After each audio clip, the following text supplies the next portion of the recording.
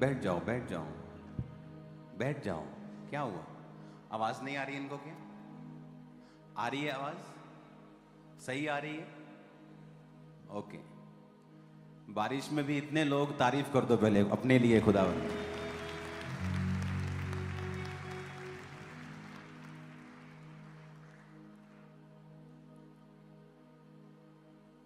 अच्छा होगा अगर चर्च अपनी पावर को पहचान जाए।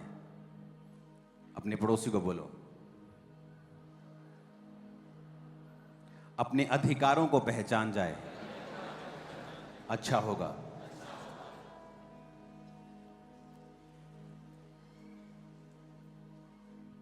वचन कहता है कि दानियेल ने, इसको प्रीचिंग मोड पे करना, प्रार्थना करनी शुरू की और फास्टिंग के साथ। तो स्वर्गदूत आसमान से उतरा और उस तक पहुंच नहीं सका क्योंकि रास्ते में शैतान उससे लड़ता रहा। 21वें दिन वो दानियेल के पास आया और कहता कि जब तूने पहले दिन ही समझने और बूझने को मन लगाया था, मैं तभी परमेश्वर से तेरी प्रार्थना का उत्तर देने के लिए चल पड़ा था, पर रास्ते में शैतान मुझको रोके रहा। तो परमेश्वर का एक दूत आया और उसने मेरे साथ शैतान से लड़ाई की और तब मैं तेरे पास आया हूं। और जब मैं तेरे पास से फिर चला जाऊंगा आसमान में, फिर मैं उससे लड़ूंगा। और वचन भी कहता है कि शैतान तुम्हारे साथ युद्ध करता है। तुम्हारा युद्ध किसी पार्टी के साथ नहीं, कोई पॉलिटिकल पार्टी, किसी आरएसएस, सिखों के साथ, कैथोलिक के साथ, पेंटिकोस्टल के साथ, तुम्हारी किसी के साथ लड़ाई नहीं। तुम्हारी लड़ाई अंधकार की शक्तियों से है जिनका हेड ऑफिस आसमान में। तो वचन कहता है कि जब वो वापस लड़ा, तो अगर आप हिस्ट्री पढ़ेंगे, उस एरिया की हिस्ट्री बाइबल में नहीं है। वो उस बाइबल में अगर आपको मिलेगी तो इनडायरेक्टली मिलेगी। अगर आप उस एरिया की हिस्ट्री पढ़ें, शैतान को हराने के बाद आसमान में जब उस दूत ने हराया दानियेल की प्रार्थना के बाद, उस जगह की गवर्नमेंट चेंज हो गई थी, राजा बदल गया था। अगर आप पिछले साल देखेंगे, पिछले साल के उस मोड पे मैंने ये बताया था जब हर शेयर मार्केट एवरीथिंग टॉप के ऊपर था। मैंने कहा था नहीं, ऐसा नहीं होगा। इसमें कोई सरकार की नाकामी की मैं बात नहीं कर रहा हूं, मैं आपको वो बता रहा हूं जो परमेश्वर मुझे दिखाता है आप लोगों के लिए कि आने वाला समय किस तरह का होगा। आप बड़े हैरान होंगे। अब आने वाले दिनों में एक प्रार्थना उपवास करने के लिए परमेश्वर ने मुझसे कहा है। हम 40 फास्ट रखेंगे पूरी चर्च, और उन चीजों के लिए प्रार्थना करेंगे, उन देशों के लिए भी प्रार्थना करेंगे जहां पर गिराव आना चाहिए। जो लोग मसीह के खिलाफ हैं, उन्हें उन जगहों से परमेश्वर हटाए। उन 40 फास्टिंग में और भी ऐसी चीजें हम प्रार्थना करेंगे। नॉर्थ कोरिया के लिए प्रार्थना करेंगे, और जो रिजल्ट फ्यूचर में परमेश्वर हमें देगा, आप शॉक्ड हो जाएंगे जो होने वाला है अभी आने वाले दिनों में। अभी गैर भाषा में प्रार्थना करते वक्त भी परमेश्वर का आत्मा यही बात कह रहा था कि चर्च अपने अधिकारों को पहचाने और वो प्रार्थना करना सीखे। क्योंकि मोस्टली चर्च में अगर हम देखें क्या वचन प्रचार हम करते हैं कि हमें परमेश्वर से किस तरह से मांगना है, हमें परमेश्वर से किस तरह से लेना है, मांगो तो दिया जाएगा। ये एक फर्स्ट टर्म के बच्चों के एग्जाम की तरह है। फर्स्ट टर्म जैसे नर्सरी, वो एलकेजी यूकेजी के बच्चों को हम सिखाते हैं। ये वो वचन नहीं है कि परमेश्वर आपको जो सिद्ध करने के लिए देता है। अगर आप इन बातों को समझ रहे हैं तो आपको समझ आएगा कि हमें मार्च महीने में तैयार रहना है। हालेलुया। मार्च महीने में बड़ी मीटिंग्स होंगी। उन मीटिंग्स में हम एक स्पेशल सीट भी अनाउंस मैं करूंगा उस बड़ी मीटिंग के लिए, क्योंकि चर्च ने पार्किंग की 3.5 एकड़ जगह ली है बिल्कुल सामने। अब पार्किंग की प्रॉब्लम सॉल्व हो गई। बिल्कुल सामने जैसे आप एंटर किया करेंगे, रोड की दूसरी तरफ आपको 3.5 एकड़ का पार्किंग प्लॉट मिलेगा। सारी वहाँ पर लगाएंगे, कोई प्रॉब्लम नहीं होगी। तो हमें तैयार रहना है। उसके बाद बीज के बाद और बीज के पहले ही 13 और 16 मार्च से पहले ही 40 फास्टिंग की डेट अनाउंस होगी। 40 दिन के रोजे हम चर्च में आकर प्रेयर में रहेंगे। आप लोग भी प्रेयर में रहेंगे। प्रेयर पॉइंट्स मैं यहां पर नहीं बताऊंगा, वो जब आप जो लोग वहां पे होंगे उन्हीं के साथ मिलकर उन प्रार्थना पॉइंट्स के साथ हम प्रार्थना करेंगे। मैं आपको बता रहा हूं, कुछ ऐसा हो रहा है जो किसी ने सोचा नहीं। पॉलिटिकली मैं आपको बता रहा हूं, पूरी दुनिया में परमेश्वर कुछ बड़े डिसीजंस के साथ दुनिया में अपने आप को शो करेगा कि एंड पावर उसी की है और ताकत भी उसी की है। और उसी ने नबूकदनेस्सर को गद्दी पे बिठाया था और उसी ने उसको उतार दिया था। क्योंकि जब नबूकदनेस्सर, बाइबल कहती है, फूल उठा और कहा कि मैंने अपने ही ताकत और अपने इन्हीं हाथों की ताकत से पूरे साम्राज्य को बनाया है, तो परमेश्वर ने उसे गिराने का फैसला कर लिया। और बाइबल कहती है 7 काल यानी 3.5 साल उस पर बीते, उसके नाखून और बाल बढ़ गए और उसने बैलों के साथ घास चरी और वो पागलों के समान जीवन बिताया। और जब टाइम बीत गया और उसने आसमान की ओर जब निगाह उठाई और कहा, परमेश्वर तू ही है जो राज्य को देने वाला और तू ही लेने वाला है, तो परमेश्वर ने उसके राज्य को फिर से रिस्टोर किया, फिर से उसे वापिस किया।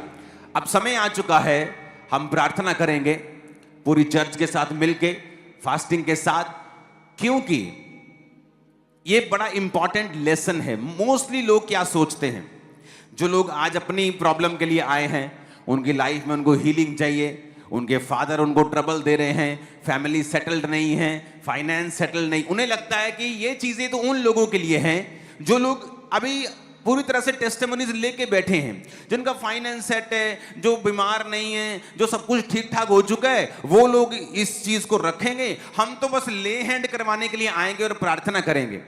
आप जानते हैं बहुत से पास्टर्स भी ये प्रीच करते हैं, और अब मैंने भी प्रीच किया है कि मांगो तो दिया जाएगा। परमेश्वर ने कहा, जो तुम मेरे नाम से मेरे पिता से मांगोगे, मेरा पिता तुम्हें देगा। पर ये एंटायरली ट्रूथ नहीं है, ये पूरा सच नहीं है, ये आधा सच है।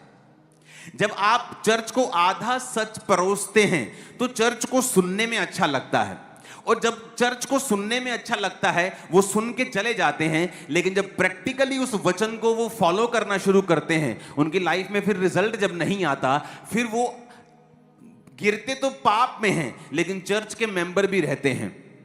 और पास्टर को लगता है कि वो चर्च आ रहे हैं, everything is going well, but ऐसा नहीं होता है।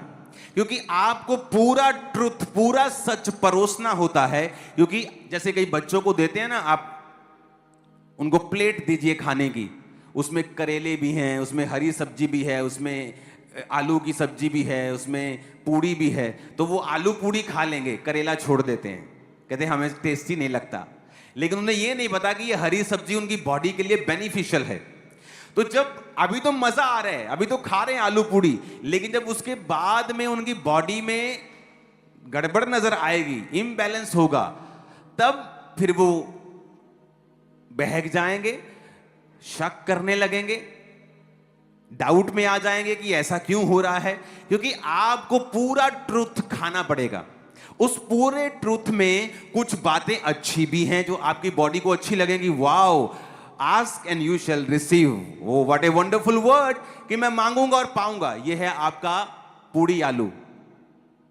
अगला है ढूंढो तो तुम पाओगे, ये है आपकी हरी सब्जी, जो लोग चाहते नहीं हैं। वो ये चाहते हैं मांगो तो दिया जाएगा। पास्टर प्रीच करते हैं, लोग हैप्पी हो जाते हैं, वाओ वी आस्क एनीथिंग, कुछ भी मांगो तो परमेश्वर हमें देगा। लेकिन मेरी लाइफ में ऐसा नहीं हुआ। कई बार आप अपनी लाइफ में मांगेंगे, या किसी की आप एग्जांपल ले लें, आज कोई चर्च में बैठा मांग रहा है कि परमेश्वर मेरी मैरिज इस भाई के साथ, इस बहन के साथ, कोई भी इसके साथ, उसकी बहन के, कुछ भी मांग रहे हो आप कि इसके साथ हो जाए या उसके साथ हो जाए। लेकिन कई बार परमेश्वर की वो मर्जी नहीं होती, और आप नहीं जानते परमेश्वर ने फ्यूचर में आपके लिए क्या रखा होता है। तो आप अगर पहले वचन में ही अड़े हुए हैं कि मांगो तो दिया जाएगा, तो आप जब परमेश्वर उस चीज को आपकी लाइफ में नहीं करेगा तो आप कहेंगे नहीं, ये वचन पूरा नहीं हुआ। क्योंकि इब्रानिया 11 उसकी 6 आयत में लिखा है, विश्वास बिना उससे प्रसन्न करना अनहोना है, क्योंकि प्रभु के पास आने वालों को विश्वास करना चाहिए कि वो है और वह अपने खोजने वालों को प्रतिफल देता है। Ask and you shall receive and seek, ढूंढो तो तुम। अब सेकंड पार्ट क्या होता है कि आपको परमेश्वर को ढूंढना होता है। अगर आप एक प्रार्थना कर रहे हैं कि परमेश्वर मेरी लाइफ में मुझे ये चीज चाहिए, परमेश्वर कहता है साथ साथ आपको मुझे ढूंढना भी पड़ेगा, क्योंकि परमेश्वर अपने खोजने वालों को प्रतिफल देता है। प्रतिफल का मतलब यह होता है कि जो आप मांग रहे हैं, हो सकता है कि वो डायरेक्ट चीज आपको ना मिले, लेकिन जो आपने मेहनत की है, जो आपने प्रार्थनाएं की हैं और प्रभु को खोजा है, उसकी वजह से शायद जो आपने मांगा था उससे भी 10 टाइम 100 टाइम बेटर चीज, अच्छी चीज आपकी लाइफ में परमेश्वर देगा और अपने वचन को वो पूरा करेगा। पर आज कलीसिया जो है वो वचन को पूरा सुनना नहीं चाहती, वो अपनी कानों की खुजलियां मिटाना चाहती है। उसे अच्छा लगना चाहिए, उसे और कुछ नहीं चाहिए। अगर उसे अच्छा लग रहा है तो वो वचन ठीक है। आज ये बात समझनी पड़ेगी, एक तरफ से मुझे मांगना होगा, क्योंकि मेरा पिता मांगने से पहले जानता है मुझे किन चीजों की आवश्यकता है, लेकिन देता नहीं, देता तब है जब मैं मांगता हूं। तो एक तरफ से मुझे मांगना है जो भी मैं चाहता हूं, दूसरी तरफ से मुझे खोजना है। किसको? परमेश्वर को। कैसे खोजते हो आप उसको? एम्प्लीफाइड बाइबल में इब्रानिया 11 उसकी 6 आयत को हम पढ़ेंगे। मैं नीचे से उसको पढ़ूंगा। He is rewarder of those who earnestly and diligently seek him out. कहता वो रिवॉर्डर है उनका जो अर्नेस्टली, अर्नेस्टली का मतलब फोटो में देखेंगे, उसका मतलब है, पंजाबी में लिखा है दिलों, दिल से। अपने पड़ोसी को बोलो दिल से। एम्प्लीफाइड बाइबल में लिखा है जेड़े दिल तो रब नूं लभदे ने। कहां से? दिलों। एंड डिलीजेंटली, कहता लगन से। डिलीजेंटली का मतलब है लगन नाल ते मेहनत नाल। कहता जेड़े परमेश्वर नूं लभणगे दिलों, लगन दे नाल ते मेहनत दे नाल। कई बार जो आप मांग रहे हैं परमेश्वर आपको नहीं देता, क्योंकि वो चाहता है बेटा अब तू दूसरा स्टेप लेगा। क्या? तू मुझे ढूंढेगा। मैंने 2004 और 5 में अगर जो मैंने मांगा था मुझे मिल गया होता, आज मैं आपके सामने कभी बैठा नहीं होता। शायद सेवा कर रहा होता, लेकिन इस लेवल पे कभी नहीं होता, क्योंकि ये चॉइस होती है। जब मुझे जो मैंने मांगा मुझे नहीं मिला, मैंने प्रभु को खोजना शुरू किया। कैसे? मेहनत से। क्या मेहनत की? फास्टिंग, 40 रोजे 5 बजे तक, एक बार खत्म, 2 दिन के बाद ही दूसरे 40 रोजे खत्म, तीसरे 40 रोजे खत्म, चौथे 40, पांचवें 40। फास्टिंग मशीन बन चुके थे हम लोग। और साथ साथ में 40 रोजों के बीच बीच में 3-3 दिन रात के रोजे, क्योंकि परमेश्वर को ढूंढना है लगन से, मेहनत से और दिलों। बोलो दिलों। वो कैसे? मैं जा रहा हूं गाड़ी में, अपनी गाड़ी में जा रहा हूं और गाने बज रहे हैं फिल्म के, और मैं सोच रहा हूं कि क्या परमेश्वर चाहता है कि मैं ये सुनूं? हर बॉलीवुड का गाना शैतानी नहीं है, मैं आपको बता रहा हूं। वर्ड्स पे डिपेंड करता है कि वो कैसा है। कई बॉलीवुड के मशहूर सॉन्ग्स हैं जो क्रिश्चियनिटी में जीसस के लिए लिखे गए हैं और पवित्र आत्मा से भरे लोगों ने उन्हें लिखा है, लेकिन जब वो गाते हैं तो ऐसा लगता है कि वो अपनी बीवी को या अपने हस्बैंड को बोल रहा है, बोल रही है। हालेलुया। लेकिन जो मैं सुन रहा था वो अलग किस्म के थे। तो मैंने कहा नहीं, परमेश्वर तो नहीं चाहता होगा, बंद कर दो। क्या परमेश्वर चाहता है कि मैं ये करूं? क्योंकि अगर आप परमेश्वर को खोज रहे हैं तो आप दिल से चलेंगे। आपको जब दिलों आदमी दिल से चलता है, उसे पता होता है कि परमेश्वर नहीं चाहता मैं इस रिलेशनशिप में रहूं। वो चाहता है कि मेरा प्यार सिर्फ परमेश्वर हो। जब तक आपकी शादी नहीं होती, आप सिर्फ परमेश्वर के हैं। दिल से खोजना, ये क्या परमेश्वर चाहता है कि मैं ये इनडायरेक्ट पैसे कमाऊं, चोरी करूं? क्या परमेश्वर ये चाहता है कि मैं अपने काम से चोरी करूं, कामचोर बनूं? क्या परमेश्वर चाहता है? दिल से उसे खोजना, डिलीजेंटली, मेहनत से, अर्नेस्टली, दिल से, लगन के साथ उसे जब हम खोजना शुरू करते हैं, तो परमेश्वर हमारी राहों को बदलता है और वो हमें लेके जाता है दिन प्रतिदिन आगे, और फिर हमें वो देता है जो उसने हमारे लिए बेस्ट रखा होता है। क्योंकि ये पहला स्टेप है जो आपको बताया जाता है कि ask anything in my name and you will receive that. ये सच्चाई है, लेकिन कंप्लीट ट्रूथ नहीं है। कंप्लीट है सीख डिलीजेंटली, अर्नेस्टली। किसको? अपने बॉयफ्रेंड को, गर्लफ्रेंड को? नो, कहता गॉड को। सीक हिम आउट, उसे खोजो कहता है। उसकी आदत है छुपना। परमेश्वर जा रहे हैं चलते हुए पानी पर, अपने चेलों के पास से निकल रहे। परमेश्वर नहीं चाहते थे चेले उन्हें देखें, लेकिन जब चेलों ने देख लिया तो परमेश्वर को अपने आप को बताना पड़ा, डरो मत, मैं हूं। वो चेले समझे भूत चल रहा है कोई पानी के ऊपर। तो परमेश्वर की आदत है छुपना। परमेश्वर की आदत है छुपना, छुप के रहना, ताकि इंसान उसे खोजे, इंसान उसको ट्राई करे, उसको खोजे, वो एफर्ट करे डिलीजेंटली, लगन से, मेहनत से, दिल से। ये परमेश्वर का एक आदत है, छुपना, अपने आप को छुपा के रखना, ताकि इंसान उसे खोजे। और परमेश्वर ने क्या कहा कि खोज, ढूंढ तो तू पाएगा। और इब्रानी में कहता है कि मैं अपने खोजने वालों को प्रतिफल देता हूं।